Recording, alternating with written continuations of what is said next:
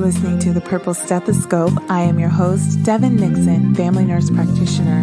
None of the information in this podcast is sufficient nor intended to diagnose your personal medical issue, but there's a lot to learn, so let's start the show. Hey y'all, I am back, and I am back with a very special guest. Last time you heard from me, I was talking a lot about getting outside. I know that is much easier said than done, so I found somebody who can really get into that with us. Chelsea Murphy lives in the Pacific Northwest and is an avid hiker. She's also a Black woman, two things that don't often coexist. Listen in as Chelsea and I talk about all the things that go into getting outside. Grab a pen, grab a piece of paper, favorite this episode, share it with your friends, and then get outside. I want to hear all about your experiences, the good, the bad, and the ugly, and I want to encourage each other to keep at it. Here's Chelsea. It's been a journey, quite the journey. I can only imagine. I love what you're doing. Are you from this area?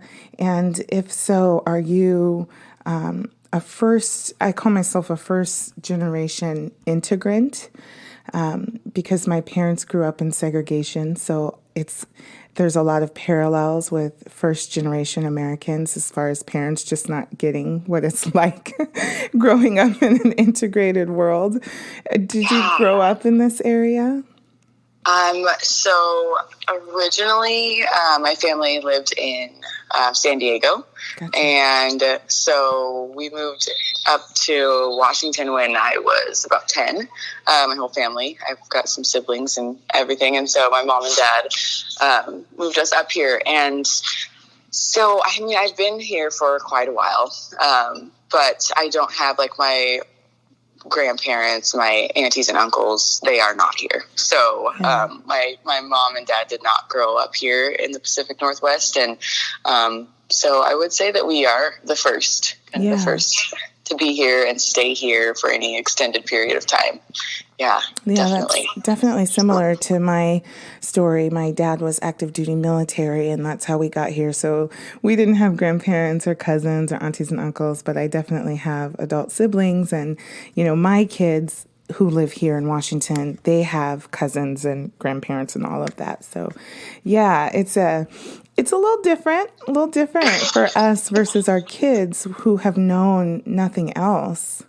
Yes, that is such a great point. My dad, he was born and raised in Mississippi, and my mom just traveled around with her father, who was in the military. And so she's kind of seen a lot of the country, where he has a very reserved background growing up in Mississippi and, having 9 brothers and sisters and not really having much of a childhood outside of working and the limited school that he went to. So, the fact that we are here in Washington is by chance, I guess. I don't know how really.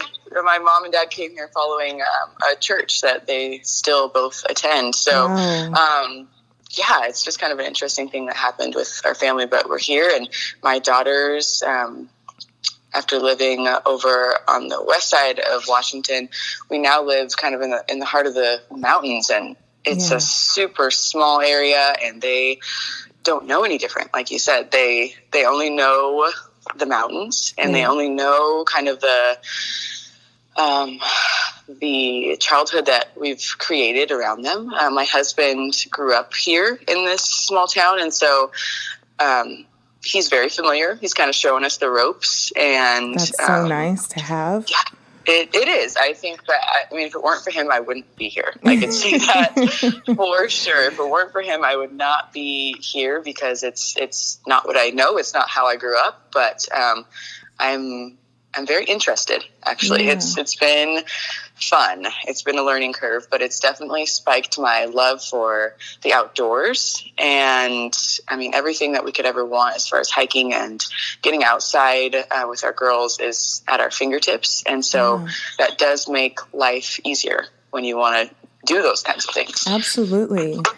Absolutely. Well, that is such an interesting, just generational journey from your dad, deeply in the church and in Mississippi, to San Diego, which is not Mississippi, Not at all. to Washington State, now in the mountains, raising girls in a family where you're, maybe the outsider or the person who's not from there, but you have this husband who knows the ropes, and it seems like it's opened up both the location and having a person that you trust to show you the ropes. Like, I think that's one of the biggest barriers for me to getting outdoors and being out. My husband's from Cincinnati, girl. He's not, if he can't see the road, he's not getting on that trail.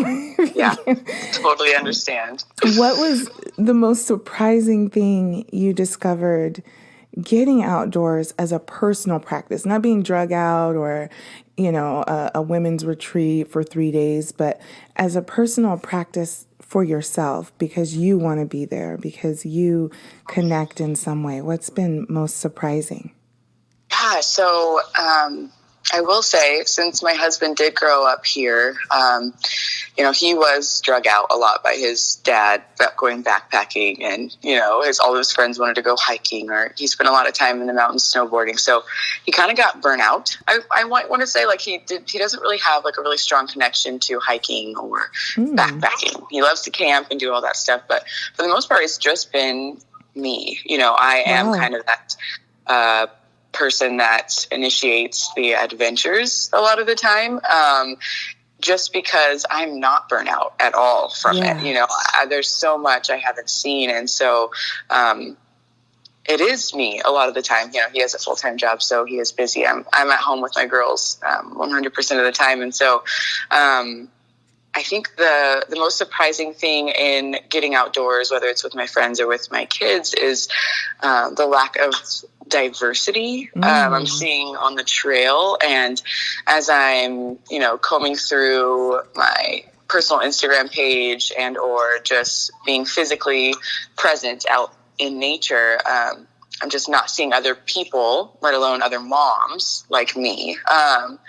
So I think that there was kind of a spark in me that was just like, I know that living in the Pacific Northwest, we are not the most diverse part of the country to begin with, right? So I didn't have really high expectations, but it was very surprising. I would go months on trail or little hikes with my girls without seeing any other people of color. And I know a lot of that has to do with where I live.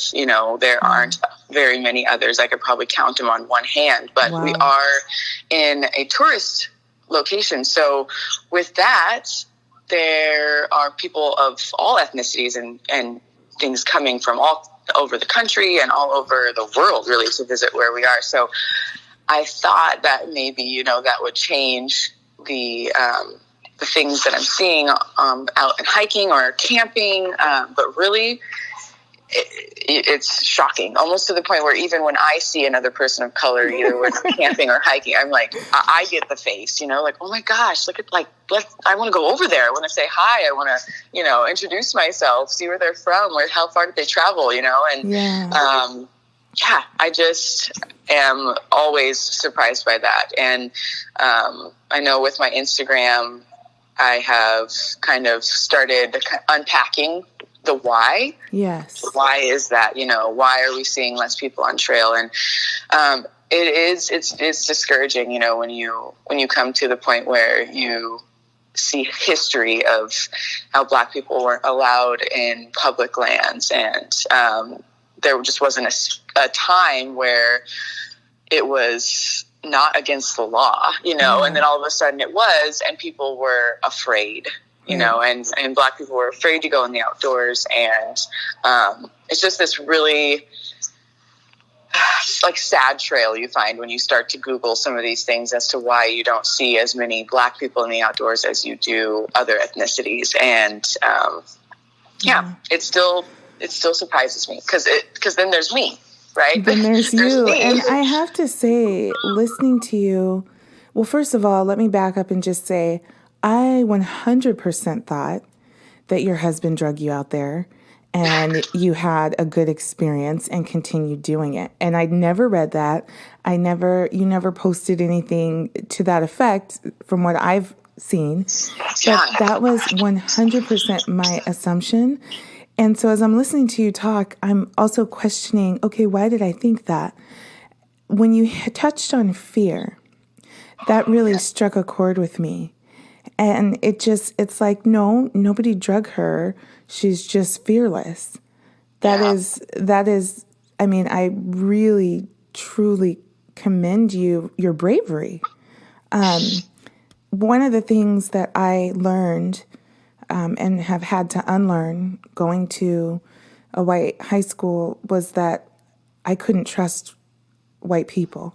I never felt safe because I was constantly rejected, constantly humiliated, the butt of some joke, and in ways that other people didn't even pick up on. It was like a private pain that my siblings and I knew well, but other people were like, oh, you took it that way, or, that kind of downplaying kind of thing. And so I have this, even now, where my friends are 50-50, the trust thing, I'm always, even one of the first hikes I went on, beautiful, a place called Little Mountain. Yeah. I went with a friend, and for whatever reason, I think on a spiritual level, I just, connected. I knew she was a safe person. And she was constantly like, come on, we're going to go do it. And when I went out with her, it was like, oh my God, I parked my car, walked a ways, and found myself in paradise. Yeah. And I wanted to share that with my Black girlfriends and my family, and there's just like this line in the sand, like, okay, that's something mommy did. I have yet to get my boys on a hike with me, or my husband. My daughter, she's grown up here. She's 21, and she's the one, I've seen pictures of her standing on top of, places with these lookouts and really up high. And I'm like, that part in me that is afraid is like, oh my God, she's doing it. She's doing the things that I wish I could do and couldn't do. But I'm now going, no, I still can. I'm still young. I still live here. This place, I don't know how traveled you are, but like second to Ghana as far as natural beauty in places I've been. Wow. And I just, and one thing I'll say too about Ghana, about being there, it was very, very outdoors. You wouldn't even say outdoorsy. It's tropical. And people live off the land and work off the land. And, we would be looking up a hillside and realize that we weren't just seeing brush, or as they call it, the bush. There were actual rooftops that were made from natural materials that blended in. And there were people living all up and through. And that was a time when we went in March, April of last year. And that was the first time that I really breathed that air and was like, I feel like I'm home. I and love that. It was so deep and so real and so almost silent, like a silent, it's like a welcome home. When you go to Ghana, you'll be greeted with welcome home if you ever go. People, man, yes, I love that. It was awesome, but I didn't feel that welcome home until I was in the bush and in the Atlantic Ocean, to be honest. So that is, I'm so grateful for you sharing that, because I think a lot of people like myself make assumptions when we see people doing things that somebody helped them. But sometimes we just have to be brave and say, this is available to me, and I'm going to push further than my fear and enjoy this. I mean, I think that's another thing that I really, really regretted was I felt like I cheated myself by not. No, I totally understand that. I feel like a lot of people are cheating themselves by kind of having that mentality where, thinking you have to have someone else take you, where it's like, well, I don't know what I'm doing, so I'm just not even going to go there, right? And I think for me, at first, to be honest, I did have a friend in town that took me on a hike, and I mean, the experience was not glamorous. It was switchbacks and dusty, and at first I was like not having a great time. And so it really took me going out more often and me going out by myself and with my children, who I'm like super comfortable with, and experiencing some of these other places on my own. And I think once I did that and then talked to other people like, oh, like, have you gone here? And they're like, no, I don't do that by myself. Or it's like, oh, and like there is fear that comes along with going places alone, especially when you live in Washington, and there's real fears like bears and mountain lions. And exactly. I mean, you name it, there are animals that live in our mountains. And I think if you have a healthy fear of it, and just understand that maybe you have to carry a knife or bear spray, it's all okay. And I don't know, I just think that along with bravery and knowing that if I didn't do this by myself or with my children, then it would never happen. I can't face that fact. I've fallen in love with hiking. I've fallen in love with the outdoors, and the views that I've seen on tops of mountains, I can't get at ground level. And so I understand, you have to work a little harder for some of the things that you love, and some of the things that bring you joy. They sometimes cost, and you have to work a little harder for them. And that's kind of where I'm at, I think. Yeah. I love that.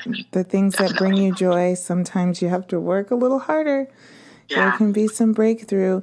I've also noticed that you bravely, pronounce your faith, and not in a way that is, as I say, hitting people over the head with a Bible, but in a way that's like, I am here. This is what I see. This is how it feels to me. I grew up in a Baptist home, and it's hard to describe to people who haven't grown up that way, because there is no separation of church and state, so to speak. Like, everything is God. God is in everything, and that's just a way of being. And I've learned, because I first got into yoga, I was a runner for a long time, doing half marathons and 5Ks and 10Ks and all that stuff.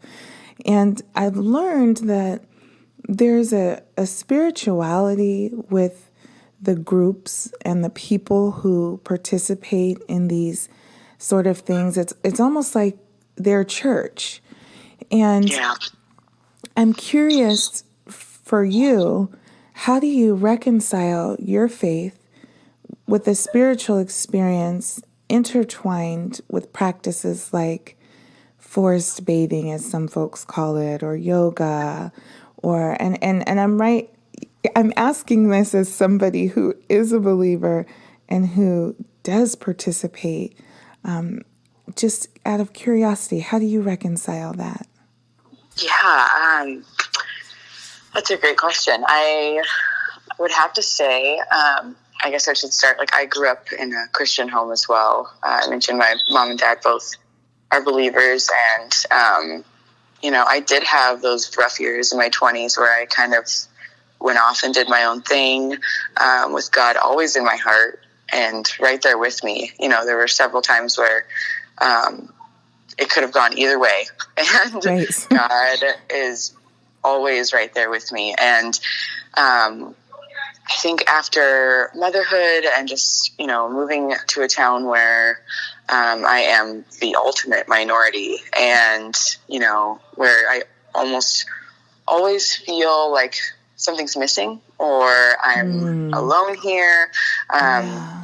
God is always present, no matter where I am, whether that's with my kids, at home alone, walking to town, up on a mountain. I mean, I always, always, always feel that God is with me. And I think in doing hikes and things that are dangerous at sometimes, whether that's alone or with kids, I always say a prayer before I go out. I always have faith, like, if a mountain lion is going to attack me today, like, this is my fate, it's okay. I have God here with me, and that is okay, and I don't know, it sounds silly, but like, and people kind of make fun of me for it, but like, I'm not afraid in some sense, I do the casual look over my shoulder, but because I have God, like, I'm not afraid. Those things are minor to me. I feel like God has taken me, almost pulling me, to where I need to be in life right now, to have something to fall back on as far as like a postpartum journey. Hiking has been that for me, and kind of using nature as therapy and being able to go outside and get fresh air. And God has led me to this place that I am today. And through my yoga practice, I've practiced for the last probably 4 years pretty consistently, but through that and all the things that I've been doing outdoors, I just feel like there's just no doubt in my mind that that God is there and he meets me there, and I know when other people are doing their alms and things on their mat that might be that's not what I'm doing. I'm saying my prayers, I'm talking to God at that time, and I'm meeting him on my mat, and I'm meeting him on these mountains. And it's been so amazing for my faith. It's only made it stronger. That's for sure. I'm glad that you said the word faith, because it's like, that's what you're describing, being afraid and doing it anyway, or being conscious of some of the, things that could happen, but doing it anyways, and being rewarded by living. You're living in a way that those of us who shy away, or who, don't have that kind of faith, just miss out on altogether. I just have to say, I'm glad that you brought up postpartum. And I can remember being a young mom and feeling so trapped, and feeling like my world was my house. I was always cooking, cleaning, putting somebody down, somebody's nursing, and we would go to parks. The difference between going to a park and being on a trail is that at the park, I was sitting with all the other tired, exhausted looking moms while our children ran around, and this is supposed to be our break. We weren't getting anything out of it for ourselves, except hopefully a child that was tuckered out enough to take a nap. And then, then you sit in the car with them until they wake up, because God forbid you jostle them awake, getting them out of the car. But I hope that listeners who might be in that position are considering this as another option. I have to comment, the sister girl in me is like, okay, can we talk hair for a moment? Because your hair is so beautiful. I have a lot of hair. I have a lot of very kinky hair. I relaxed my hair for a very short period because it just broke. It just broke and broke off. And I thought, I would rather have hair than have straight hair. And I do work. I work probably a lot. Sometimes I think too much. So I decided to lock my hair, which has been phenomenal for me, because I just really don't have to think about it. There are times, though, when I want to shave my head and grow my natural out again. And I feel you. That side. Yeah, the versatility. Yes. I mean, you're a no heat, no process girl. And there are more of us. I tell people jokingly, but not jokingly, Chris Rock's movie Good Hair was the kickoff for the natural hair movement. I believe that. I love it. I do, because after that movie, people would come up to me with all these questions, like, so I saw this movie, and is that attached? Is it? It was like, okay, I'm not gonna hide my hair anymore, y'all. Here it is.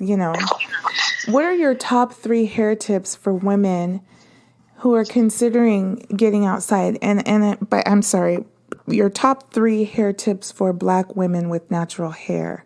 Yes, for getting outside and not letting that be another deterrent from enjoying the absolutely insanely gorgeous out of doors. So first of all, I just want to say thank you for acknowledging my hair, and it's been a journey. And I tell you, every wash day, I too have those thoughts of wanting to just shave my hair, and just be done with the length. It's the longest it's ever been, really. And I probably 5 years ago, I just made the decision to just be done with the hassle. It was more of a hassle to relax it, and it was more of a hassle to do all of those things. So I just cut it as much as my heart would let me, and then I let it grow from there. And it's just interesting. My mom, I should mention her. She's awesome. She goes on hikes with me when she's not working sometimes, and she just has been encouraging me every step of the way, because I think for her, she can almost like live through my hair because she keeps her hair short. Growing up, she always did my hair, and after I moved out the house, I even sometimes would go back to her and have her do my hair. And I know that is a thing that happens in Black families, and it's such a beautiful thing. But at this point in my life, I'm really trying to be able to maintain my natural hair on my own. And where I live, we have hairstylists, but there is not one that can do what they call ethnic hair. Okay. Right. So I've had a couple, I have tried, and I've given them the benefit of the doubt, and they have tried. And I appreciate them. If you're listening, I appreciate you, but they can't, they did not go to school for it. They don't have the products in their studio. I mean, it's just not anything, I try and bring my products and they try and sell me something else. I mean, it's just been awful, awful, awful situations where I just realized, like, this is not the route that I need to go. I'm sitting here like, you actually let somebody? I drive hours. What? Okay, you were just brave all around. Go ahead. or naive. I don't know. I'm really not quite sure. I just am so used to my mom taking care of me, and I'm just like, if someone says they want to try, I'll let them. I don't know. But yeah, disastrous. Thankfully, I didn't lose any of my hair. Thankfully, yeah. So back to the drawing board, right? Thankful for YouTube that it is my saving grace right now. And honestly, I guess when I'm speaking to other Black women wanting to get outdoors, I talk about protective styles, because that is the only way to go. I would never leave my hair out and go on a hike. Like, that just is a recipe for disaster. Personally, I sweat a lot. And so it's just instant frizz and, hours of backtracking and rewashing and all of that. So I tend to lean more towards braids of any style. And so if I can do 2 or 4 or whatever that looks like, I'm working on doing it myself. But like I said, I started this out. My mom actually moved to where I live within the last couple of years. Oh, wow. And she took the move, and I mean, I don't know. It's embedded within us. My family, we do love the outdoors. It's somehow, we are that exceptional family where we do. On her 60th birthday, I was like, Mom, do you want to go like climb a mountain with me? And she totally came, and we have this awesome picture of her jumping in the air with these balloons, and it was so fun. So I convinced her to move. Beautiful. She loves her grandbabies, so it's time with her grandbabies that she might never get back. And so I do understand that has a lot to play into it, but, it cut her driving time down. There's so many reasons why she loves living here with me. So, is she in the house with you guys? Yeah. So we have kind of a split. Girl, are we like separated at birth? My mother lives with us as well.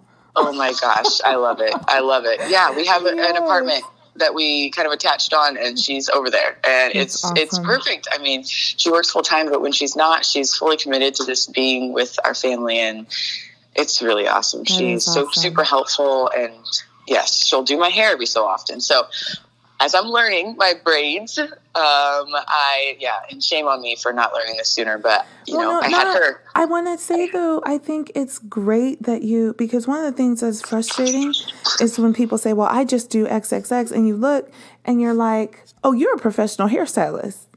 I can't do that. One of the things that's refreshing about you showing what you do and sharing the combs that you use and the kind of hats that you wear in the cold is because people are really on that level trying to figure it out. And especially people who have adopted Black kids, and they've always been able to go out and hike and do all this stuff. And then they get back and it's like, oh my goodness, what happened to their hair? People need the information on the most basic of levels. So no shame on you.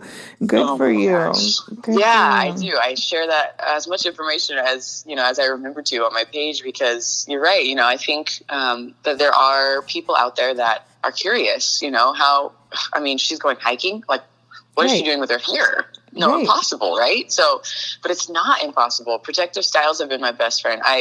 All of 2019, I feel like I wore some type of twist. So a 2-strand twist, a 3-strand twist. I'd have mini twists. I'd have the big, bold twists. I mean, there you go. They'd hold up for me for weeks. And I mean, I could swim in them. I could do just about anything in them as long as I took care of my hair in between time. My hair just kept growing. So, I mean, that's where I got to where I am now, honestly, is leaving it alone, and hiking and being outdoorsy has actually helped me in that area, not wanting to put heat on it or try and relax it again, and it's actually helped me in certain ways. So I would definitely say any kind of protective style that you can find, whether that's Bantu knots, with a cute scarf wrapped around your head, or twists and let them, hang down, or up in little ponytails. I mean, anything that kind of keeps the elements, anything in a tree falling or anything like that out of your hair is going to be the way to go. And at this point, I have totally embraced my hair, and I'm not afraid to wear a scarf on the trail. And there's so many cute ways you can wear them. Yeah, you can't be. Like, it's okay to not try and be someone else on trail. Just because you're hiking doesn't make you any less Black. Right. You can still hike in a scarf, and it's okay. Nobody. I mean, where I am, honestly, nobody's going to say anything. I've actually gotten compliments because it's different. Like, oh, what is that? That's super cute. Like, I've had a lot of people kind of come to me with questions. So I've almost got more of a positive affirmation that I'm doing the right things with my hair on trail that are organic and authentic, and it's only me. The people who are going to care about that sort of thing are not going to be on the trail. Nope, they are not. There you have it. Bantu knots, twists, and braids. Yes. Wow, I've loved this conversation so much. I'm so grateful for your time, but I have one last question for you, because I hit my struggle. This past week. I have dogs, and a lot of times my dogs are my hiking buddies. And they can pull sometimes, and so I haven't gone out with them probably in the past week because I don't want to slip on this ice. I don't want to, have them get me off my footing. Exactly. So in the winter, it's cold right now. Like, what if we just can't do it? Or, I mean, can we train indoors, or what are your ways to circumvent the danger, both of getting too cold and of slipping and falling in the winter months? Are you inside more? Is it more of a yoga time, or do you still get out there? And if so, how do you keep yourself warm and safe? Yeah, so that's a great question. It's actually currently snowing, and like below 30 degrees where I am right now. Yes. And so a lot of what I do with my children, and they don't care what is happening outside. They want to go outside. So I am really careful about, pushing products on people and gear and stuff, because I know that accessibility to those things isn't always the best. And I know that outdoor gear costs a lot, but I will tell you, this year, I went out and got some YakTrax, just like mini spikes. So the best brand I think is YakTrax, and like you can get them on Amazon. They're less than $15. You hook them on the bottom of your shoes, and they literally give you like this, it would be like tying chains to your tire on your car. Yeah. Like you don't slip, you don't fall. And it's been life-changing for me. I don't know why I haven't bought them sooner, actually. And so I think I bought a pair for my mom because she doesn't do a lot, but she'll, walk to town or walk to work, and like even just the minimal things, I think it's important to have, especially if you do have that fear of falling. Being in the mountains, we have to have warm clothes. And so like when I am talking about myself or my kids getting out in the snow, and I do still hike, and I do still try and get outside in the winter. It's not my favorite. It takes me mentally like checking myself over and over and be like, we're going to go do this because I need to get outside right now. And like, honestly, it's a therapy thing. Like I need to be outside breathing the fresh air, and it just changes my whole attitude. And so, like I said, those YakTrax are awesome. Having some really good just base layers, a couple pair of leggings, some long sleeve shirts, and honestly, like I preach Costco. Like I'm not going to REI and buying all the most expensive gear. Honestly, a lot of my things that I do get here in town are secondhand. Thrift stores, local thrift stores, Goodwill. We do gloves and warm jackets and waterproof pants, whether that's snow pants or just a waterproof layer. And then I just have like a good snow boot, whether that's a short snow boot or a tall snow boot, depending on what's going on outside. But yeah, I have had to kind of adjust the way that I get outdoors, because we have all 4 seasons, in the Pacific Northwest, where it's diligent. We almost always get, and I know it's a little bit different with me living here in the mountains, but you get even still over there, you guys are getting dustings. You guys are seeing snow more often. We've had 3 snow days the past week. My kids didn't go to school for 3 days. Okay. See? Yeah, we got hit with the snow, and it stopped me in my tracks. But I'm gonna get these. What do you call them again? YakTrax. YakTrax. I'm gonna put a link in the show notes for YakTrax. I'm also gonna put a link to the article that you did, that you were featured in, and I really hope that listeners will find you and follow you and open up to the idea of being outside for therapeutic reasons, for spiritual reasons, for health reasons. The gym, I can almost hardly drag myself to the gym anymore because there's no comparison. There's just no comparison. Chelsea, thank you so much for your time and all these great... I found it to be very affirmative that, yes, it's for us. The outdoors is for us as well.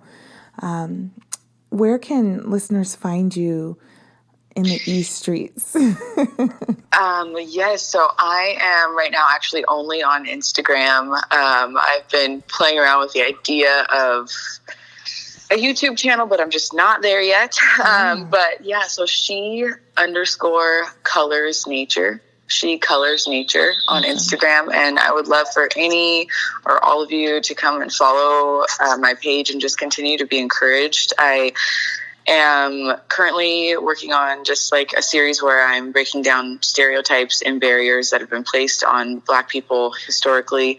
And so it's so important to me for people to see, not only am I hiking, but we're just about doing all the things. Right now we're snowboarding. We love the snow. We camp, we hike, we listen to country. We are just out here doing all kinds of things. And yes, it's not the way I grew up, but like these are my kids and I love them. And this is what they love to do. And I'm being adaptive to where I am and to the life I've been given. It's so beautiful. And I just encourage you, if you want to go hiking, grab a friend. And if your friend isn't willing, don't be hesitant. Like, you can still go find a well-populated trail with other people where you feel safe.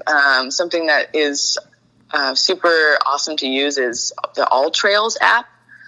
And it's an app that I used first starting off where I didn't know where to go, AllTrails is all over the place. And if you just put in your location, it'll pop up several hikes with reviews and your directions to get there, what paths you might need to park. It gives you everything you need, and that's AllTrails. So I recommend getting that if you are even interested slightly in going on a hike. It allows you to do it by yourself, and it allows you to maybe bring a friend to where you can almost make your friend feel super comfortable that you know what you're doing just because you have this app. So I recommend it for sure. I'll put that in the show notes for sure too, because time out for hanging back and not participating in life because it's not calling us. We can get out there ourselves, and it's been such a joy talking with you. It's been such a joy getting outside. I'm going to have to get these spikes for my shoes so I can get back outside. Yes. And I'm so grateful for finding you and connecting, and you are truly an inspiration. I don't even think I would have gone with my friend had I not found your Instagram and thought, oh, okay, it's doable with this hair. It's doable with this history. So thank you, Chelsea. Thank you for all that you're doing. And hopefully maybe again we can connect and talk more about your newest project. Yeah, thanks. I really appreciate you having me on here. It's been fun. Hey, I hope you're encouraged to grab a head wrap and hit the switchbacks. Don't forget to check out the show notes for links to all the cool things we talked about. Bye.